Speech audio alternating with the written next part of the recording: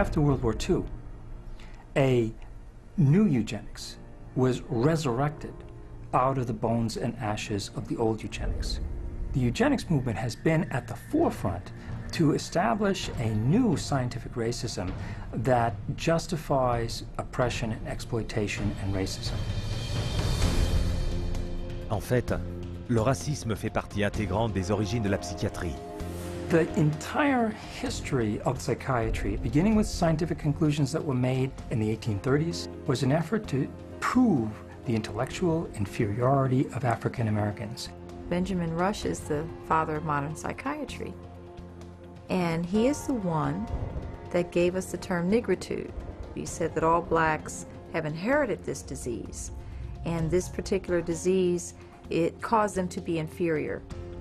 In addition to that, it was the reason why it was very important that blacks remain segregated and separate from whites so that whites did not inherit this disease. Affirmant que la négritude était une forme de lèpre, Rush justifiait la ségrégation comme étant une nécessité médicale. Et cela devint l'argument pour maintenir l'esclavage. The fact that you have brutalized a whole group of people had nothing to do with that. It had everything to do with some genetic link, and that basically you were just a diseased person. So when a slave master wanted to get rid of a recalcitrant slave, they could just say, oh, well, they're suffering from this disease. Drapetomania, that is the name of the mental disorder that was contrived by Samuel Cartwright, who said that blacks have a mental disorder if they had a desire to run away from slavery. Running away became such a common problem that psychiatrists attempted to give that a disease. He says, but that's a cure for that. And the answer was, the question was, well, what's the cure for that? Frequent whippings, frequent whippings. You'd be surprised how that disease clears up when the lash is put in place of their excuses. Après l'abolition de l'esclavage, le racisme psychiatrique a continué et s'est intensifié. Le journal américain psychiatrique proclamait que les nègres, en tant que descendants de sauvages et de cannibales, n'étaient pas faits pour une civilisation plus avancée. C'est ainsi que leur pseudo-science, l'eugénisme, intensifia le racisme. There is a clear and long and intimate connection between the eugenics movement and the Ku Klux Klan. Harry Laughlin, who was the Carnegie Institution's director of the Eugenics Record Office, had a close relationship to the Ku Klux Klan through the publication of a book called White America, which was written by a major Klan leader. So Laughlin wrote a glowing review of the book in the Eugenics News. And at the same time, you have the Ku Klux Klan using eugenics to justify their racist goals. Mais le racisme psychiatrique n'existait pas qu'en Amérique. Certains des pires abus du XXe siècle se sont produits en Afrique du Sud, là où le gouvernement adopta les mêmes théories et méthodes racistes qu'Hitler.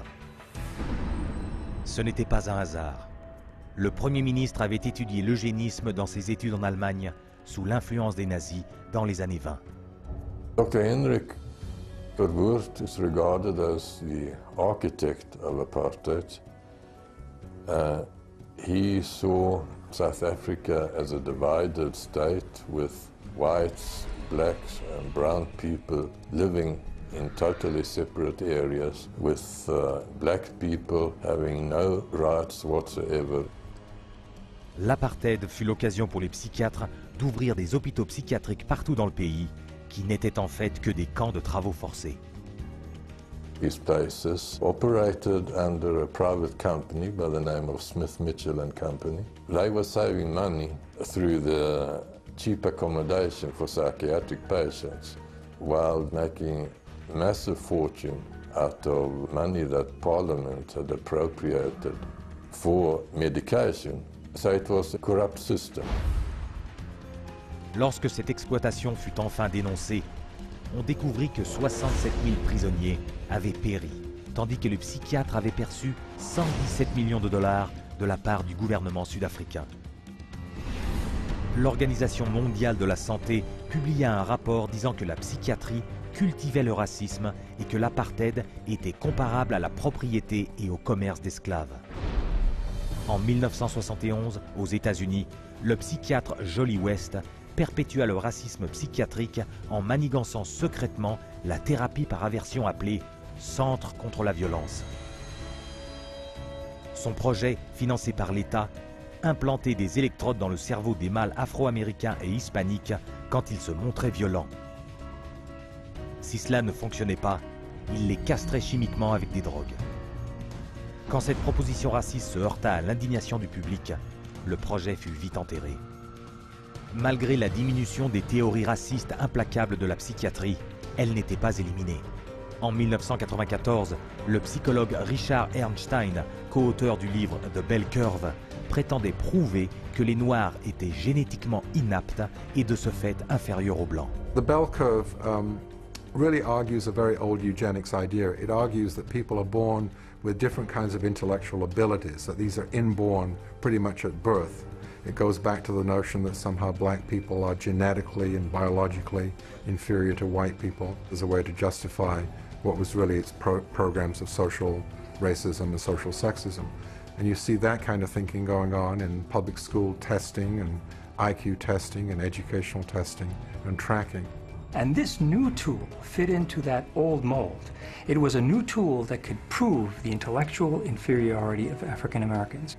The psychiatric profession has done great damage, certainly in the past, and far too many in the present, too, to subvert democracy and perpetuate racial stereotypes, even more, deep racism in society. We have to battle against this continual misinformation, disinformation, pseudoscience. It can be repackaged in whatever form or format it is. But if it is based solely upon the color of one's skin and then is the merit of that human being, I just reject it. De nos jours, la flamme de la haine continue de brûler, entretenue par des mensonges pseudo-scientifiques. Voilà l'héritage de la psychiatrie, pour justifier le racisme et servir de prétexte à une répression politique.